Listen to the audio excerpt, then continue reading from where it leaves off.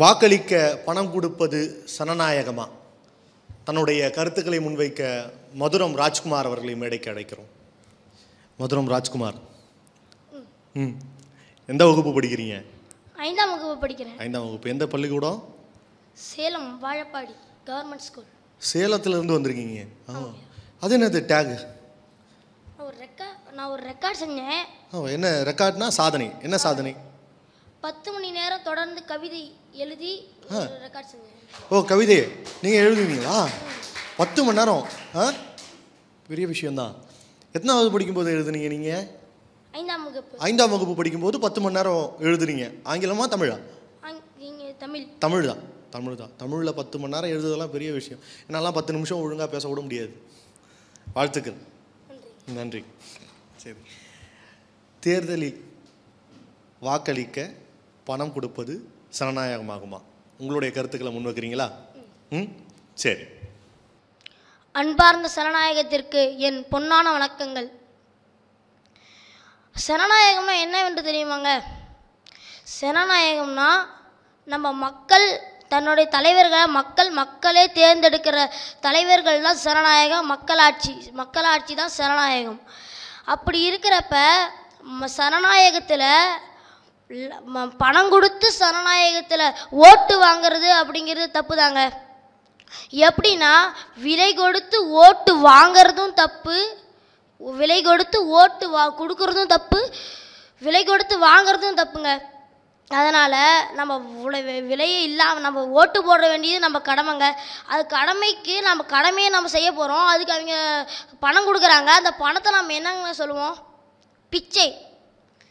அந்த பணம் நம்மளுக்கு தேவையில்லாத பணம். அதை நம்ம பிச்சைன்னு தான் சொல்ல முடியும். அந்த பிச்சையை நம்ம வாங்கிக்கிட்டு தான் நம்ம எப்பயுமே நாட்டை கொச்சைப்படுத்திட்டு இருக்கோம். அப்படி இருக்கிறப்ப இங்கே பணம் இந்த நம்ம வாக்களிக்கிறதுக்கு இங்கே எதுக்குங்க பணம்? வாக்களிக்குங்கிறது நம்ம இந்திய தேசத்துக்கு செய்ய வேண்டிய கடமை. அதுக்கு நம்ம விலை இல்லாமல் கொடுக்க வேண்டியது. அதுக்கு நம்ம எதுக்கோசரம் நம்ம பணம் வாங்கி அவங்களுக்கு நம்ம ஓட்டு கொடுக்கணும், வாக்களிக்கணும்? அதுக்கு சாதாரணமாக சின்னதாக சொல்லணும்னா அது ஜனநாயகம் இல்லை, அது பணநாயகம். அப்படியே போயிட்டு இருந்தால் அது பிணநாயகமாக மாறிடும்.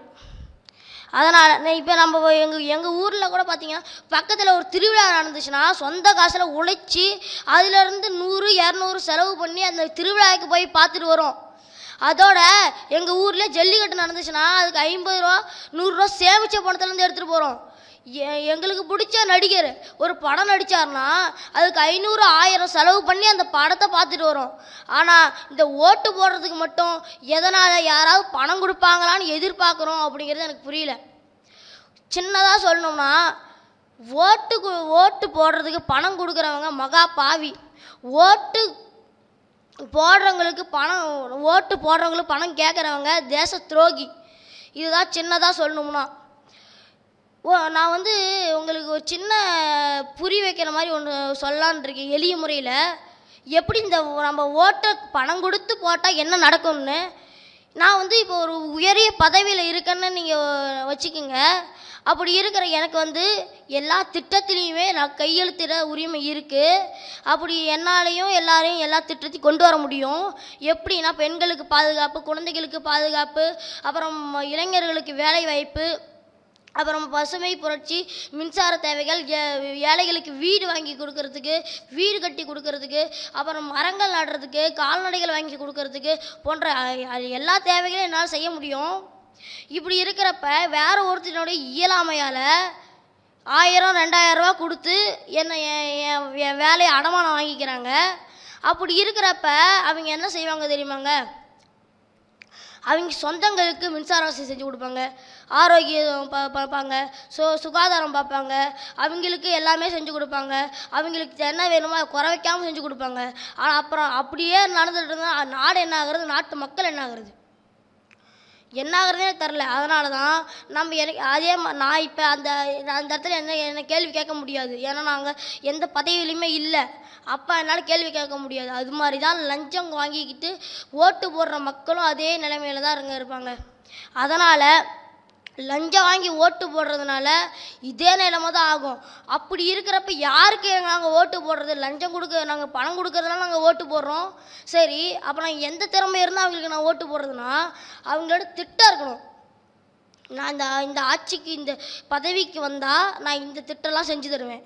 பெண்களுக்கு பாதுகாப்பு தருவேன், இளைஞர்களுக்கு வேலை வாய்ப்பு தருவேன், அப்புறம் வாகன வசதி செஞ்சு கொடுப்பேன், தூய்மை பாரதி இந்தியாவை கண்டிப்பாக கடைபிடிப்பேன், சாதி சனத்தை ஒழிப்பேன் அப்படின்னு சொல்லி திட்டங்களை கொண்டு வந்தாங்கன்னா மக்கள் தானாக ஓட்டு போடுவாங்க.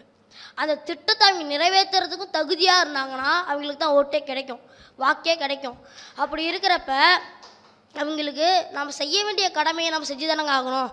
அதனால் நம்ம தகுதி இருக்கிறவங்களுக்கு, திட்டம் இருக்கிறவங்களுக்கு மட்டும்தான் நம்ம ஓட்டு கொண்டுமே தவிர, எனக்கு பணம் வருதுன்னு சொல்லி ஒரு நாளைக்கு நம்ம பணம் வருதுன்னு சொல்லி ஒருத்தருக்கு ஓட்டு போட்டோம்னா மீதி இருக்கிற 5 வருஷம் நம்ம ஓட்டை அடமானம் வச்சுலாம் நாங்கள் அந்த வர பதவி கேட்குறோம்.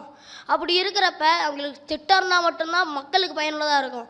லஞ்சம் ஒரே ஒரு நாளைக்கு லஞ்சம் கொடுத்தாங்கன்னா அங்கே 5 வருஷம் என்ன பண்ண போகிறாங்கன்னு நம்மள ஓட்டு போடுறப்ப நம்மளுக்கு தெரியாது.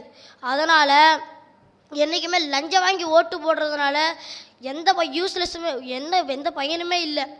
அதனால் லஞ்சம் வாங்கி ஓட்டு போடுறது தப்பு. நீங்கள் எந்த அளவுக்கு சிந்திச்சு ஓட்டு போடுறீங்களோ, எந்த அளவுக்கு சிந்திச்சு வாக்களிக்கிறீங்களோ அன்னைக்கு மட்டும்தான் நம்ம ஓட்டை சரியாக பயன்படுத்த முடியும். பார்க்குறோமா, அன்றைக்கே நம்ம வெள்ளையர்கள்கிட்ட அடிமையாக இருந்தோம். அதுக்கப்புறமேட்டுக்கு பார்த்தோம்னா மக்களாட்சி வந்துச்சு, ஜனநாயகம் வந்துச்சு.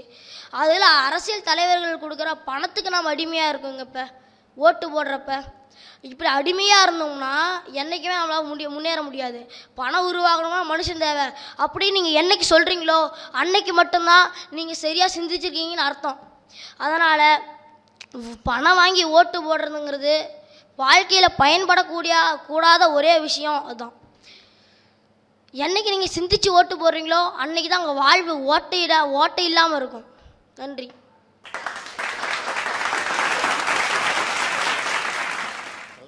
மதுரம் ராஜ்குமார் தன்னுடைய கருத்துக்களை முன் வச்சிருக்காரு. உங்களுடைய கருத்துக்களை நீங்கள் சொல்லணும். ராஜ்குமார் என்ன வகுப்பு படிக்கிறீங்க? 5ஆம் வகுப்பு படிக்கிறேன். 5ஆம் வகுப்பு. 5ஆம் வகுப்புலையே இப்போ உலக சாதனை செய்கிற அளவுக்கு நீங்கள் எழுதிக்கிட்டு இருக்கீங்க. 5ஆம் வகுப்புலையே பேசிக்கிட்டு இருக்கீங்க. ரொம்ப அழகாக இயல்பு வழக்கில் என்ன தயாரித்து கொடுத்தாங்களோ அதை இத்தனை அழகாக அவங்களால பேச முடியும்னா நீங்கள் மிகப்பெரிய சாதனையாளராக வர்றதுக்கு நிறைய வாய்ப்பு இருக்குது. பேச்சும் எழுத்தும் ஒரு மிகப்பெரிய புரட்சிக்கான கருவினா அந்த கருவி உங்கள்கிட்ட இருக்குன்னு நான் பார்க்குறேன். எல்லாரும் செந்தமிழ் நடையில், நற்றமிழ் நடையில் அவ்வளோ உறக்க பேசுவாங்க பேச்சு மேடைகளில். ஆனால் நீங்கள் இயல்பாக மெதுவான குரலில் சாதாரண பாமரர்களுக்கும் புரிகிற மாதிரி இவ்வளோ பெரிய விஷயத்தை சொல்லியிருக்கீங்களே. என்னை பொறுத்த வரைக்கும் வருகிற தேர்தலுக்கு இந்த தம்பி பேசின இந்த காணொளியை உலகம் முழுக்க பரப்புனா, இந்தியா முழுக்க பரப்புனா, தமிழகம் முழுக்க பரப்புனா சரியாக இருக்கும்னு நினைக்கிறேன். கடைசி கிராமம் வரைக்கும் போகும். அதனால் அவ்வளோ அழகாக பேசியிருக்கீங்க தம்பி. நிச்சயமாக உங்களுக்கு தயாரித்து கொடுத்தவங்களுக்கும் பெரிய நன்றி சொல்லணும். யார் தயாரித்து கொடுத்தாங்க? அப்பா அம்மா. அப்பா அம்மா தயாரித்து கொடுத்தாங்க. ரொம்ப சந்தோஷம். நல்லா உள்வாங்கி பேசுனீங்களா?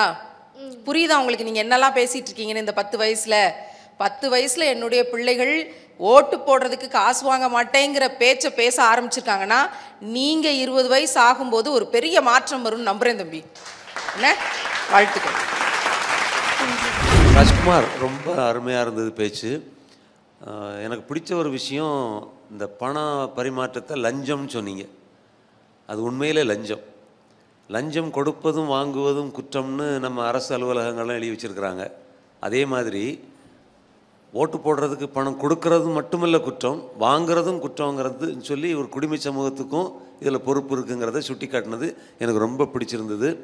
இந்த இயல்பான மொழியில் தோழர் சொன்ன மாதிரி எழுதிட்டு அதை மனப்பாடம் பண்ணி அப்படியே ஒரு எந்திரத்தனமாக ஒப்புவிக்கிற பதிலாக இவ்வளோ இயல்பு மொழியில் ஏற்ற இறக்கங்களோட நிறுத்தி நிதானமாக பேசுனது ரொம்ப நல்லா இருந்தது. அருமையான ஒரு நடை இது. நீங்கள் தோழர் சொன்ன மாதிரி இந்த 10 வயதிலேயே எழுதுறதுக்கும் பேசுகிறதுக்கும் இந்த ஆற்றல் வந்திருக்குங்கிறது ஒரு மிகப்பெரிய ஒரு கொடை. இதை தொடர்ந்து தக்க வச்சு நீங்கள் ஒரு தலைவராக வாங்க. வாழ்த்துக்கள். மதுரம் ராஜ்குமார், ரொம்ப பேரே நல்ல அழகான பேர். அதை விட உங்கள் கருத்து ரொம்ப செறிவு மிக்கதாக, ஆனால் எளிய மக்களிடமும் இயல்பாக போகக்கூடிய அளவுக்கு இருந்தது. அதில் ஒன்று கேட்டிங்கல்ல, சினிமாவுக்கு போகிறதுக்கு பணம் கொடுக்குறோம், ஆடல் பாடல் நிகழ்ச்சிகளை பார்க்க பணம் கொடுக்குறோம், ஆனால் வாக்குக்கு மட்டும் ஏன்டா பணம் வாங்குகிறோம் அப்படின்னு கேட்டிங்கல்ல. இதுதான் இன்றைக்கு இந்தியாவின் மூளை முடுக்கெல்லாம் இட வேண்டிய கேள்வி. ஒரு நாள் பணத்திற்காக நம்முடைய உரிமையை விட்டு கொடுத்தோம் என்றால் வாழ்நாள் முழுவதும் நாம் வறுமையில் தான் சாக வேண்டும். அதுதான் இன்றைக்கு இருக்கிற ஒரே நிலையாக இருக்கிறது. அது ரொம்ப அழுத்தம் திருத்தமாக சொன்னீங்க. மூர்த்தி சிறியது என்றாலும் கீர்த்தி பெரியது என்பதற்கு நீங்கள் தான். 10 வயது எப்படி இவ்வளவு இது வந்துச்சுன்னா ஆச்சரியமாக இருக்கு. 10 எப்பயுமே பணம் 10ம் செய்யும் என்பார்கள். நான் சொல்கிறேன், அறிவுதான் 11ஐயும் செய்யும். 10 அல்ல 11ஐ செய்யும் அறிவு. இந்த அறிவு, இந்த விழிப்பு தமிழ் சமூகத்தில் எல்லா இடங்களிலும் விரவி கிடக்குமேயானால் தமிழ்நாட்டில் உண்மையான சனநாயக ஆட்சி, உண்மையான மக்களாட்சி, அதனுடைய மாண்புகள் மிகப்பெரிய அளவிற்கு காக்கப்படும் என்பதற்கு இந்த சிறுவருடைய இந்த 10 வயது பாலகனுடைய மிக பெரும் கருத்துக்கள் தமிழ்நாடு முழுவதும் ஓங்கி ஒலிக்க வேண்டும். உங்களுக்கு தெரியுமா, பெரிய அரக்கனை அழித்தது யாரு தெரியுமா? ஒரு பச்சிலம் பாலகன் பாலமுருகன் தான் பெரிய அரக்கன். அந்த அரக்கனுடைய வதத்தை எல்லோரும் எதிர்த்து மனதிலே குமுறுகிறார்களே தவிர எவனும் வரல.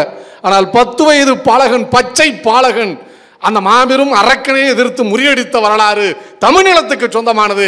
இந்த கருத்து இன்றைக்கு அரக்கனாய் உருவாகி இருக்கிற பணத்திற்கு வாக்கு பிடுங்குகிற தன்மைக்கு முற்றுப்புள்ளி வைக்கும், அதிர் வேட்டுக்களை ஏற்படுத்தும் என்கிற உணர்ச்சி எங்களை போன்றவருக்கும் வந்திருக்கிறது.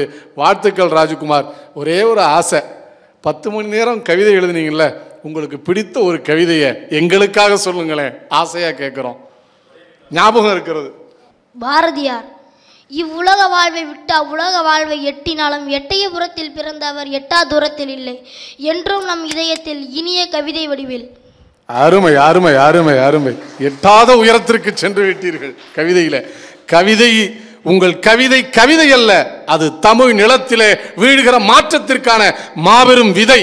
அந்த விதை விருட்சமாக வளர வேண்டும் எங்களுடைய பெரும் விருப்பத்தை தெரிவித்து வாழ்த்துக்கள் ராஜ்குமார். மதுரம் ராஜ்குமார் தன்னுடைய கவிதை நூலை இங்கே இருக்கக்கூடிய நடுவர்களுக்கு வழங்கணும்னு விருப்பப்படுறாரு. அந்த நூலை எடுத்துட்டு வரோம். நாங்களே மரியாதை செய்கிறோம். 3 நடுவர்களும் அவருக்கு நடுவே நின்று நாங்கள் அதை பெற்றுக்கொள்கிறோம்.